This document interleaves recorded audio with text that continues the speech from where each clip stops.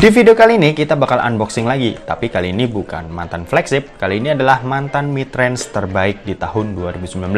Apa smartphone-nya dan berapa harganya? Oke, seperti biasa sebelum kita lanjut ke videonya, kita bumper dulu.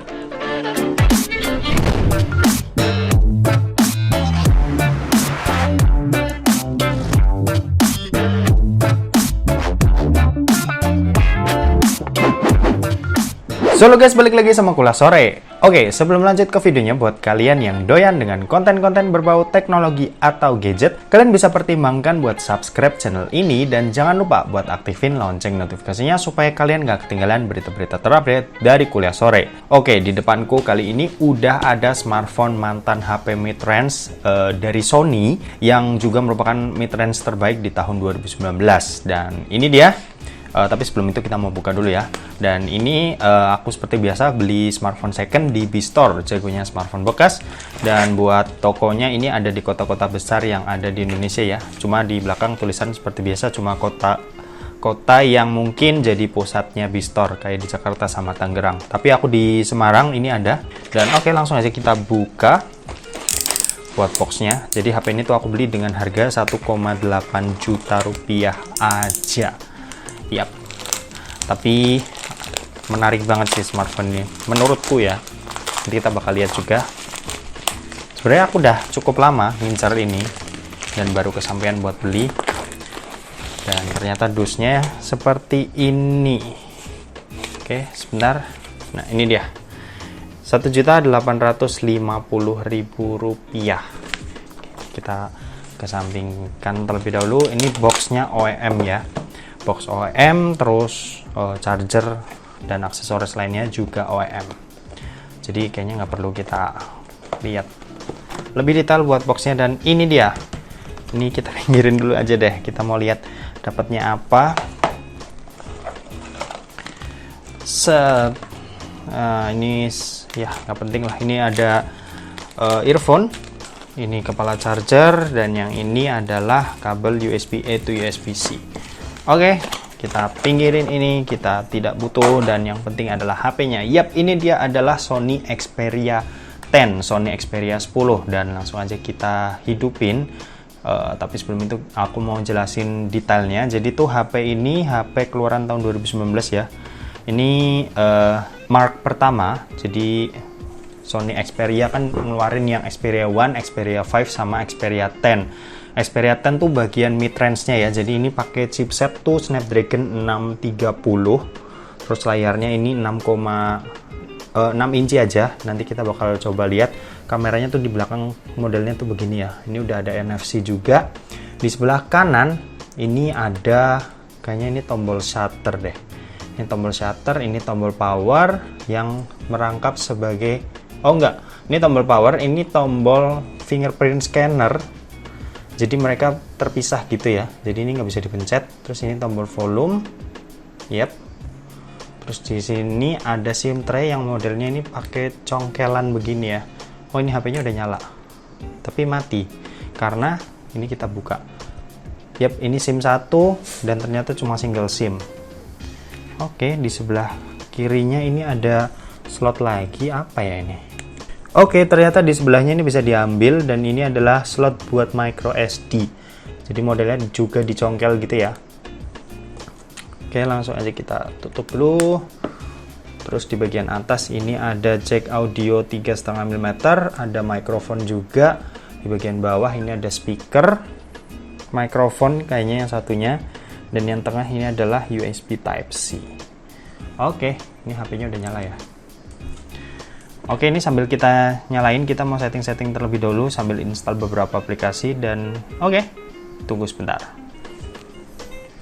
Oke, jadi ini adalah tampilan awal dari Sony Xperia 10, Sony Xperia 10. Dan di sini buat sinyal, ini aku udah pakai dua provider yaitu XL dan yang satu lagi. Ini yang aku pakai XL dan yang satu lagi ini adalah Telkomsel. Sebentar. Nah, ini itu ternyata cuma dapat sinyalnya tuh H+ ya. Jadi nggak dapat LTE. Sebentar. Nih, cuma H+ saja. Dan LTE-nya nggak dapat. Tapi sinyal bisa dipakai, masih bisa dipakai, jadi bisa buat internetan, bisa buat SMS, atau bisa buat telepon. Dan oke, buat tampilan layarnya seperti ini nih, pakai layar yang pakai panel IPS, luas layarnya 6 inci doang. Ini kita mau lihat aja di AIDA 64 buat sistemnya. Ya, bisa kalian lihat ini adalah Sony Xperia 10 yang single SIM global version. Oke. Terus buat RAM yang terpasang ini 3 GB, sementara yang kepakai ini cuma 1 GB ya. Terus buat ini bisa kelihatan kan, buat memori internal ini 64 ya. Cuma yang tersedia ini 44, berarti yang kemakan itu dari sistem sekitar 20 GB-an. Oke, selanjutnya buat CPU-nya yang dipakai seperti yang udah aku bilang di awal, ini pakai Snapdragon 630. Ya, bisa kalian lihat di sini.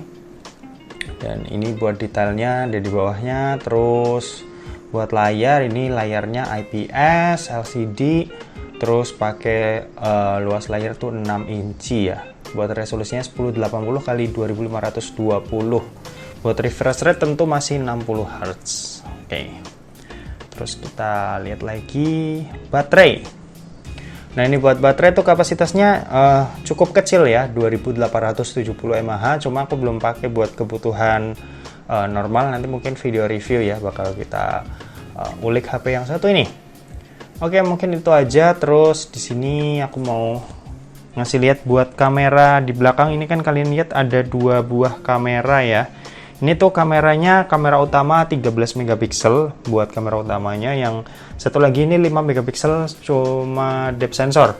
Sementara yang di bagian depan, di bagian depan ini resolusinya 8 megapiksel. Buat bezelnya ini cukup tipis ya di bagian samping kanan kiri dan bawahnya. Cuma bagian atas ini cukup tebal ya. Di sini buat rumah kamera, dan mungkin ada beberapa sensor, cuma nggak kelihatan kalau aku lihat secara langsung, atau mungkin emang sengaja dibuat tebel, jadi ya seperti ini. Dan ini buat earpiece, tapi ini bukan stereo speaker, speakernya tuh cuma satu alias mono ya di bagian bawah. Oke, langsung aja. Di sini aku mau nyoba buat kualitas kameranya. Di sini aku mau nyoba foto, kita bakal lihat kualitas kamera 13 megapikselnya kayak gimana.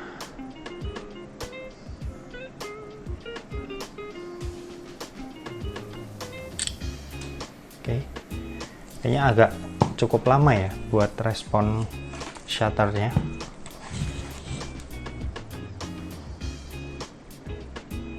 Dan exposure-nya tuh juga terlalu tinggi.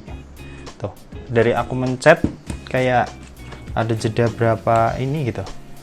Coba kita foto ini buku. Ini ya. Misal gini. Terus aku foto. Tuh. Agak nunggu berapa detik gitu baru hasilnya bisa keluar. Dan kalian bisa nilai sendiri buat hasilnya kayak gimana ya. Terus di sini kita mau nyoba buat main game seperti biasa. Di sini aku udah install game PUBG Mobile dan langsung aja kita mainin. Yo. Oke, kita udah masuk ke dalam gamenya, dan di sini kita mau cek buat settingan grafik yang didapat sama Sony Xperia 10 ini ada di smooth medium. Kalau kita pilih balance juga medium. HD-nya belum kebuka ya berarti. Oke.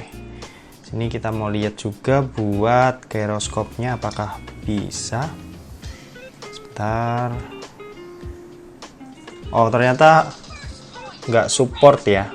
Sony Xperia 10 nggak support gyroscope. Dan oke, langsung aja kita coba buat mainin.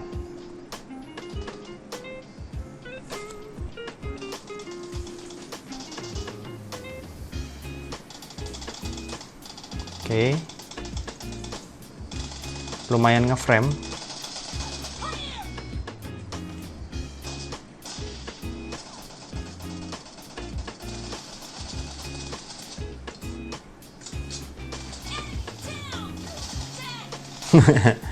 Oke.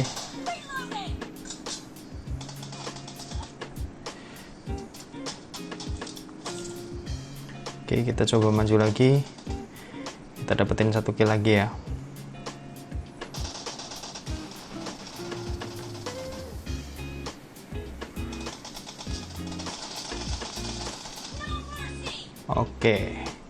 Oke, buat kalau main game ini layarnya cukup lebar ya, karena rasio layarnya, coba bentar aku lihat contekan. Rasio layarnya tuh di sini 21:9, dan buat main game PUBG Mobile sebenarnya kurang nyaman sih ya, karena di sebelah sini tuh cukup tipis nih, bisa kalian lihat. Jadi buat gripnya ini kurang nyaman sebenarnya. Apalagi buat performanya juga nggak ngebut-ngebut amat. Jadi settinganku yang biasanya di HP 18:9 agak berubah gini ya posisinya di HP yang punya rasio 21:9.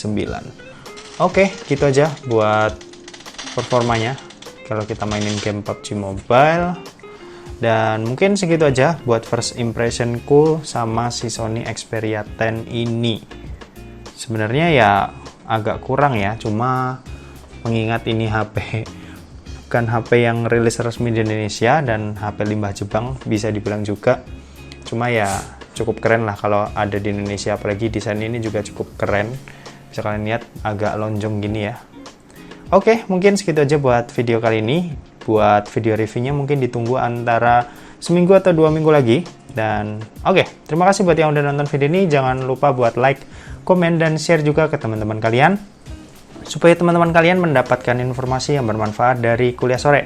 Oke, terima kasih yang udah nonton video ini sampai habis, dan sampai jumpa di kuliah selanjutnya. Bye-bye. Yuk.